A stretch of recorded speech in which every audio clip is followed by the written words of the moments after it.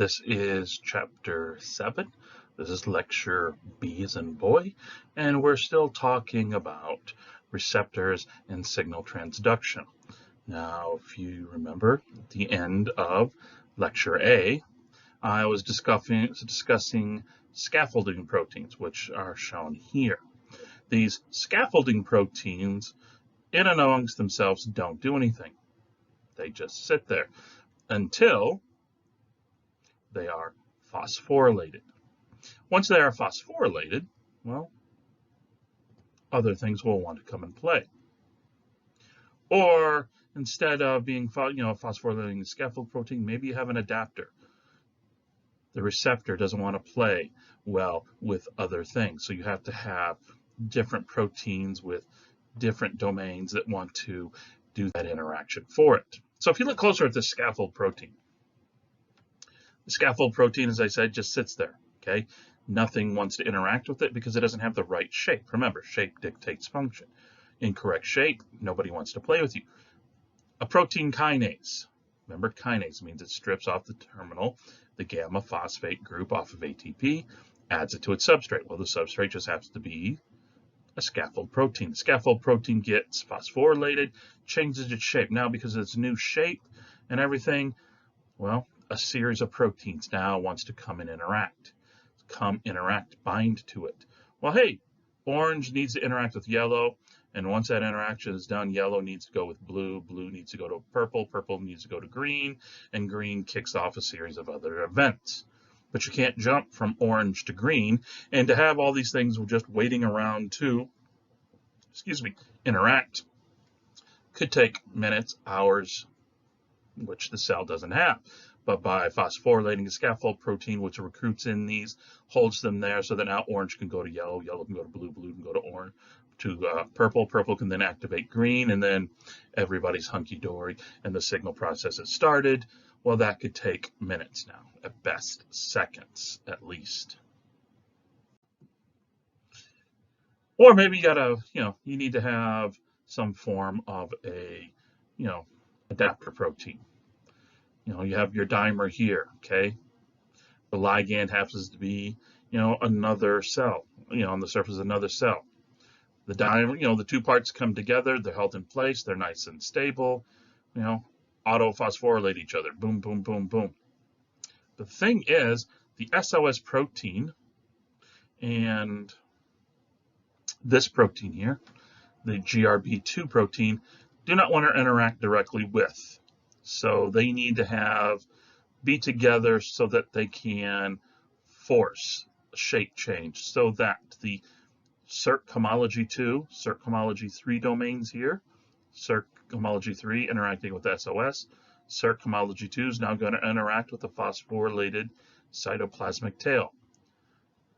Dimer comes together, held stably together by its ligand, phosphorylates, GRB2 interacts with that and brings along SOS, which is now activated and can start the whole process of pushing over more dominoes.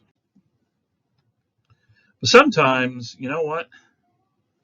It's not so much the ATP, but it's going to be G proteins. Hopefully you remember that from Intro Cell and Molecular, definitely from 404 Cell Biology, that there are going to be what are referred to as G protein coupled receptors. When the receptor gets triggered, ligand binds to it, it's going to activate a G protein. A G protein you see here, RAS.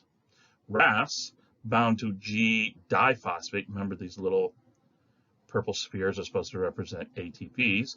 1, 2, so it's a diphosphate. That's the sugar for ATP. RAS is now inactive. GEF comes, binds to RAS that's inactive, changes its shape so that G triphosphate, 1, 2, 3, triphosphate can enter in. G diphosphate's released. Now it's held in this shape. RAS no longer interacts with GEF, and RAS can go and do whatever it's going to do. Generally, it's going to interact. RAS interacts with RACE, activating RACE. RACE interacts with Rho, activating Rho, and so on. And here's a series of dominoes. Once that interaction of RACE, RAC, or RAS with RACE or whatever the next domino is going to be, we see that that terminal phosphate gets cleaved, generally passed on to the substrate, the next target, and now you have G-diphosphate, and look, RAS is now in that shape that it was in originally. That is the inactive form.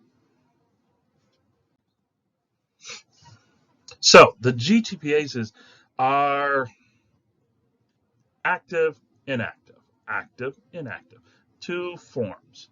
And they fluctuate back and forth between these because they have GEF. GEF will sit there and take the inactive form, open it up so that G-triphosphate can enter in.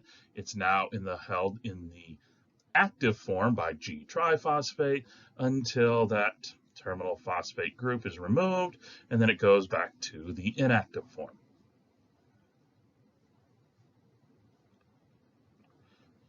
We see a class of what they call GAPs, GTPase activating proteins. Depending upon what state, G-diphosphate, G-triphosphate, the proteins will be active, inactive, active, inactive. And then there's going to be a series of other proteins in their vicinity that is going to aid in the swapping of G-triphosphate in, G-diphosphate out. That's what the GAPs are doing. So you end up with, as an example here, the receptor gets bound by its ligand, phosphorylates, recruits in a series of proteins that now bind to the phosphorylated cytoplasmic tail. They activate, activate, activate, and you see that one of the things that will become activated as the dominoes start to fall is RACE, inactive, will be transformed to RACE active. RACE active will then go and bind to a series of other proteins, activating them, and one of those happens to be AKT. AKT and a few others are known to go and start cleaving certain phospholipids. Well, which ones? Well, you have to know which ones. AKT actually goes through and phosphorylates PIP2 and PIP3. PIP2, PIP3. These phosphorylated will now become targets, as we're going to talk in, I can't believe it's the next section. Phospholipase C will now go through and then cut certain phosphorylated phospholipids. Which ones are being phosphorylated? PIP2, PIP3. This is now targeting. So you get the original receptor being ligated, series of proteins being phosphorylated, which then aids via GAP proteins to activate RAS by swapping in GTP and G-diphosphate out. RAS then goes through, activates some other proteins. One of those happened to be AKT. AKT goes and phosphorylates a certain subset of phospholipids, specifically PIP2, PIP3, which down the road will become targets for phospholipase C.